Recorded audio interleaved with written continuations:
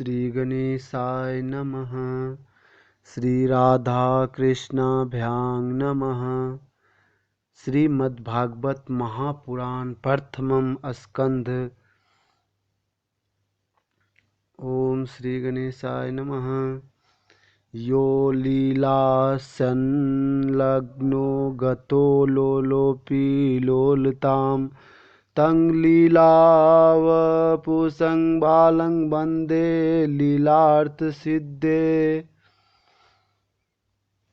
ओम तत्सत्। श्री गणेशाय नमः। श्रीमद्भागवत महापुराण प्रथम स्कंद पहला अध्याय। श्री सूत जी से शौनकादिक ऋषियों का प्रश्न। मंगलाचरण। जिससे इस जगत की सृष्टि स्थिति और प्रलय होते हैं, क्योंकि वह सभी सद्रूप पदार्थों में अनुगत है और असत पदार्थों से पृथक है। जड़ नहीं, चेतन है, परतंत्र नहीं, स्वयं प्रकाश है। जो ब्रह्मा अथवा हिरण्यगर्भ नहीं, प्रत्युत उन्हें अपने संकल्प से ही जिसने उस वेद ज्ञान का दान किया है, जिसने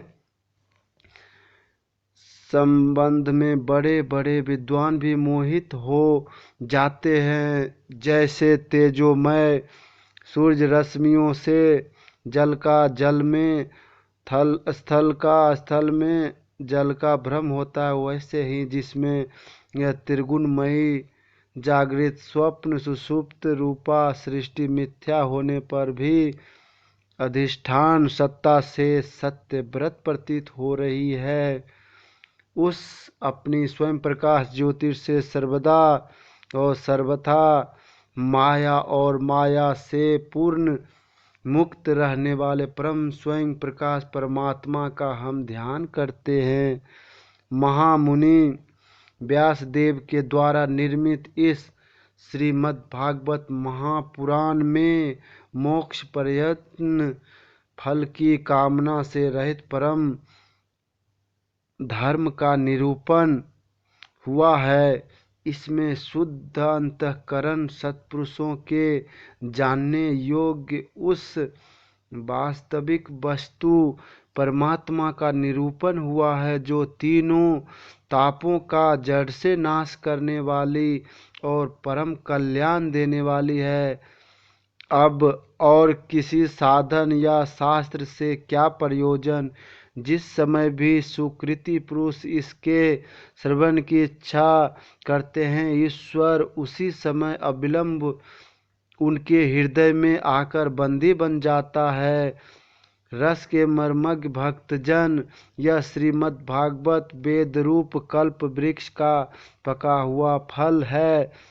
श्री सुखदेव रूप तोते के मुख का संबंध हो जाने से यह परमानंदमयी सुधा से परिपूर्ण हो गया है। इस फल में छिलका, गुठली आदि त्याज अंश तनिक भी नहीं है। यह मूर्तिमान रस है।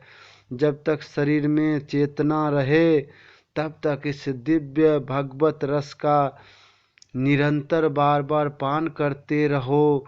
यह पृथ्वी पर ही सुलभ है।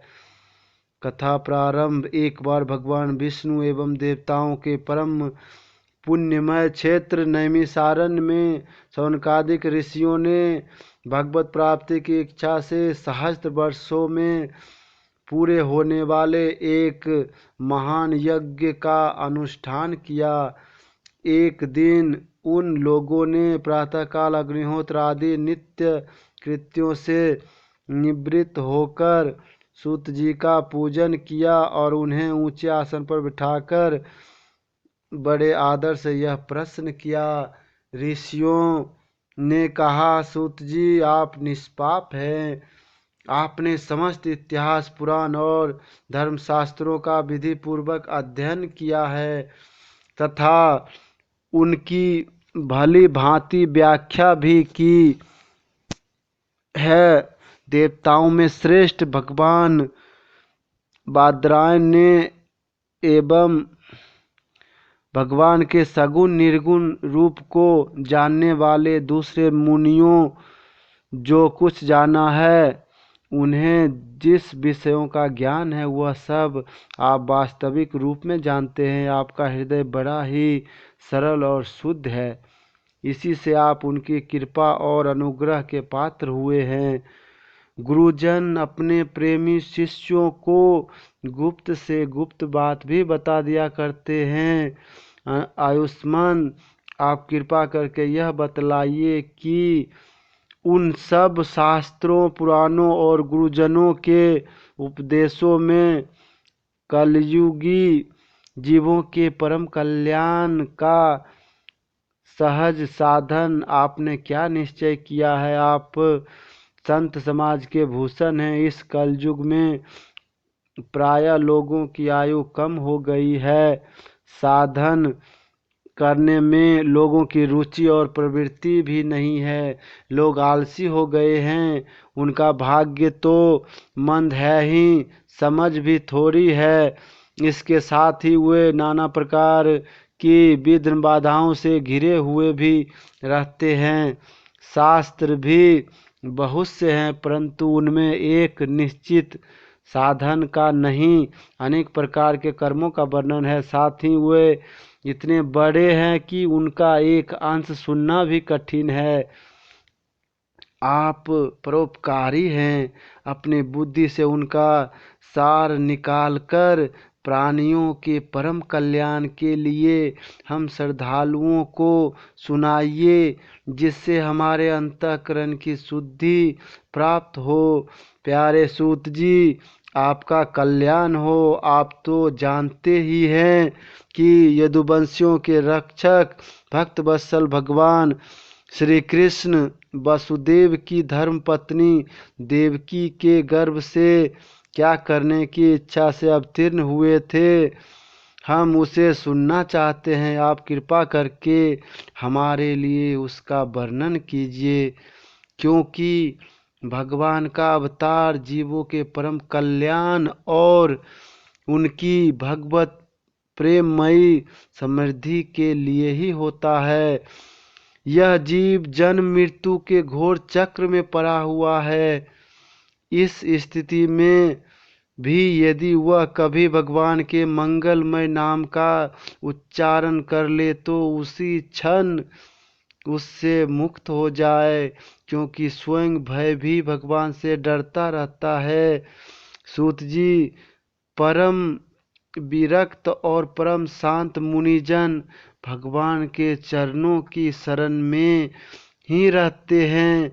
अतएव उनके स्पर्श मात्र से संसार के जीव तुरंत पवित्र हो जाते हैं। इधर गंगा जी के जल का बहुत दिनों तक सेवन किया जाए तब कहीं पवित्रता प्राप्त होती है। ऐसे पुण्यात्मा भक्त जिनकी लीलाओं का गान करते रहते हैं, उन भगवान का कलिमलहारी पवित्र यश भला आत्मशुद्धि की इच्छा ऐसा कौन मनुष्य होगा जो श्रवण न करे। वे लीला से ही अवतार धारण करते हैं। नारदादि महात्माओं ने उनके उदार कर्मों का गान किया है। हम श्रद्धालुओं के प्रति आप उनका वर्णन कीजिए। बुद्धिमान सूत जी, सर्वसमर्थ प्रभु अपनी योग माया से स्वच्छंद लीला करते हैं। आप उन श्री हरि की मंगलमयी अवतारों का अब वर्णन कीजिए। पुण्य कीर्ति भगवान की लीला सुनने से हमें कभी भी तृप्ति नहीं हो सकती, क्योंकि रसज्ञ श्रोताओं को पद पद पर भगवान की लीलाओं में नए नए रस का अनुभव होता है। भगवान श्री कृष्ण अपने को छिपाए हुए थे।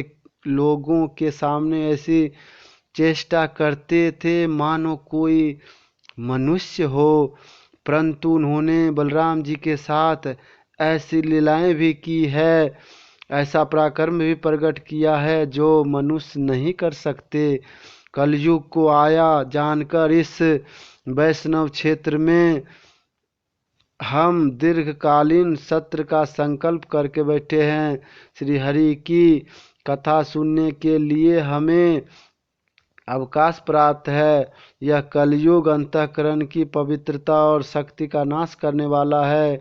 इससे पार पाना कठिन है। जैसे समुद्र से पार जाने वालों को कर्णधार मिल जाए, उसी प्रकार इससे पार पाने की इच्छा रखने वाले हम लोगों से ब्रह्मा ने आपको मिलाया है।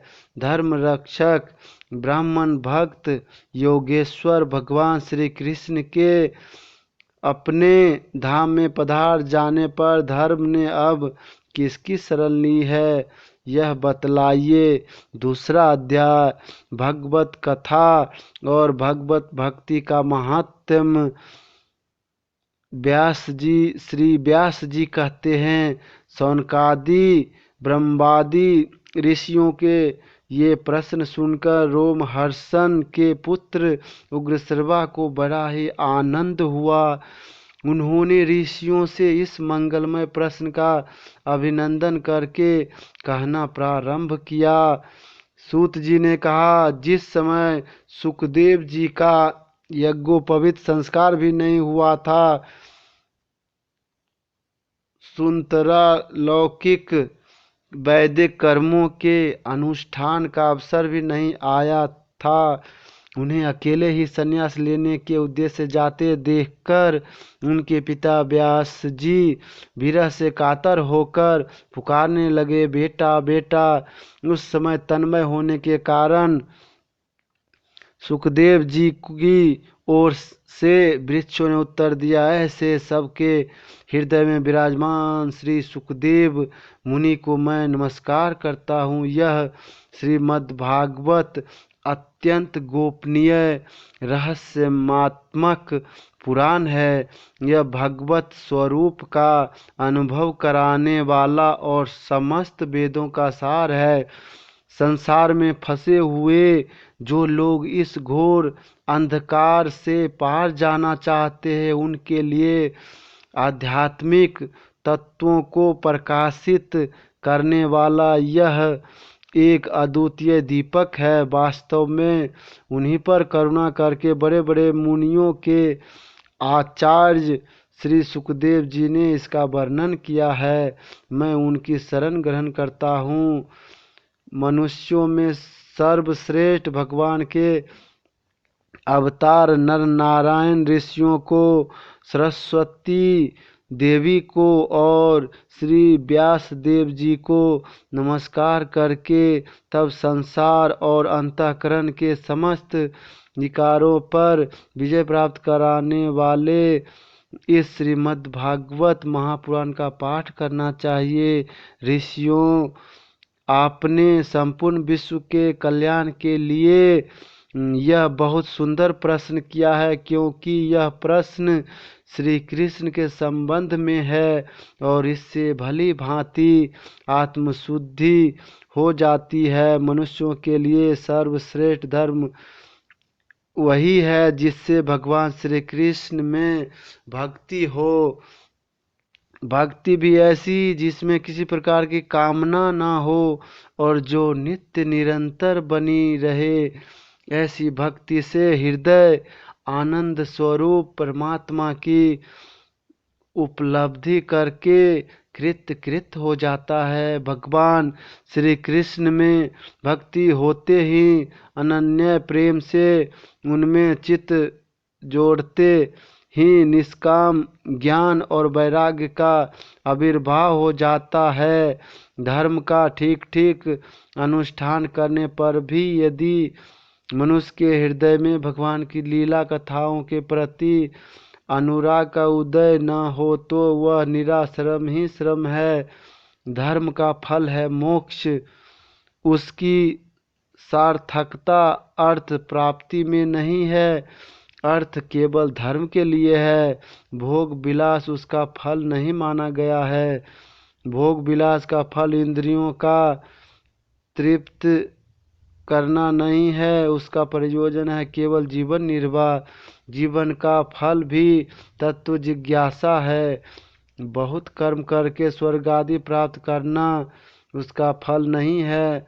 तत्ववेता लोग ज्ञाता और ज्ञेय के भेद से रहित अखंड अद्वितीय सच्चिदानंद स्वरूप ज्ञान को ही तत्व कहते हैं। उसी को कोई ब्रह्मा, कोई परमात्मा और कोई भगवान के नाम से पुकारते हैं। श्रद्धालु मुनिजन भागवत श्रवण से प्राप्त ज्ञान वैराग्य युक्त भक्ति से अपने हृदय में उस परम तत्व परमात्मा का अनुभव करते हैं। शौनकादिक ऋषियों, यह कारण है कि अपने अपने वर्ण तथा आश्रम के अनुसार मनुष्य जो धर्म का अनुष्ठान करते हैं उसकी पूर्ण सिद्धि इसी में है कि भगवान प्रसन्न हो। इसलिए एकाग्र मन से भगवत वत्सल भगवान का ही नित्य निरंतर श्रवण कीर्तन ध्यान और आराधना करना चाहिए। कर्मों की गांठ बड़ी कड़ी है। विचारवान पुरुष भगवान के चिंतन की तलवार से उस गांठ को काट डालते हैं। तब भला ऐसा कौन मनुष्य होगा जो भगवान की लीलाओं में प्रेम न करे।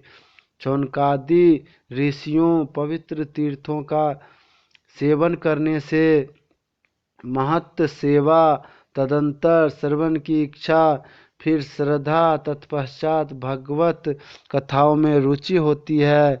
भगवान श्री कृष्ण के यश का श्रवण और कीर्तन दोनों पवित्र करने वाला है। वे अपनी कथा सुनने वाले के हृदय में आकर स्थित हो जाते हैं और उनकी अशुभ वासनाओं को नष्ट कर देते हैं, क्योंकि वे संतों के नित्य सुहृदय हैं। जब श्रीमद् भागवत अथवा भगवत भक्तों के निरंतर सेवन से अशुभ वासनाएं नष्ट हो जाती है, तब पवित्र कीर्ति भगवान श्री कृष्ण के प्रति स्थायी प्रेम की प्राप्ति होती है।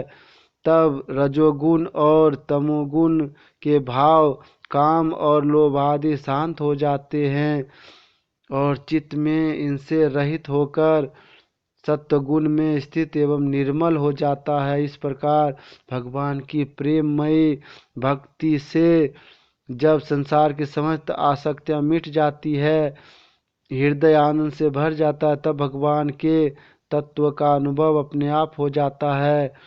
हृदय में आत्मस्वरूप भगवान का साक्षात्कार होते ही हृदय की ग्रंथि टूट जाती है और सारे संदेह मिट जाते हैं और कर्म बंधन छीन हो जाता है। इसी से बुद्धिमान लोग नित्य निरंतर बड़े आनंद से भगवान श्री कृष्ण के प्रति प्रेम भक्ति करते हैं, जिससे आत्म प्रसाद की प्राप्ति होती है। प्रकृति के 3 गुण हैं, सत्व, रज और तम।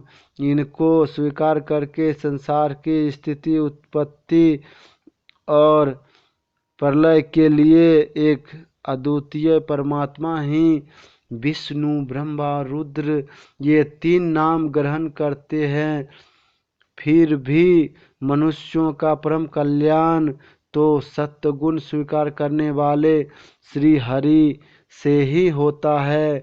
जैसे पृथ्वी के विकार लकड़ी की अपेक्षा धुआं श्रेष्ठ है और उससे भी श्रेष्ठ है अग्नि, क्योंकि वेदोक्त यज्ञ यज्ञादि के द्वारा अग्नि सद्गति देने वाला है। वैसे ही तमोगुण से रजोगुण श्रेष्ठ है और रजोगुण से भी सत्वगुण श्रेष्ठ है, क्योंकि वह भगवान का दर्शन कराने वाला है। प्राचीन युग में महात्मा लोग अपने कल्याण के लिए विशुद्ध सत्वमय भगवान विष्णु की ही आराधना किया करते थे। अब भी जो लोग उनका अनुसरण करते हैं वे उन्हीं के समान कल्याण भाजन होते हैं।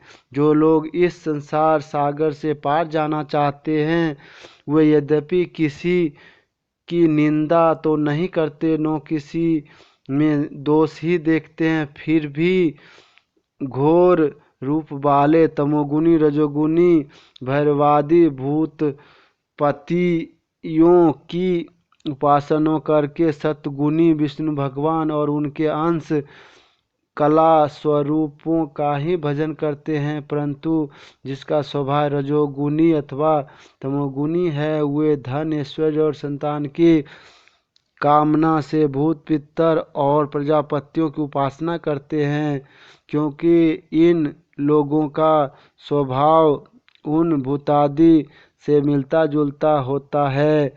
वेदों का तात्पर्य श्री कृष्ण में ही है, यज्ञों के उद्देश्य श्री कृष्ण ही हैं, योग श्री कृष्ण के लिए ही किए जाते हैं और समस्त कर्मों की परिसमाप्ति भी श्री कृष्ण में ही है।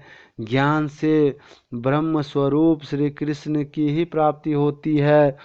तपस्या श्री कृष्ण की प्रसन्नता के लिए ही की जाती है। श्री कृष्ण के लिए ही धर्मों का अनुष्ठान होता है और सब गतियाँ श्री कृष्ण में ही समा जाती है।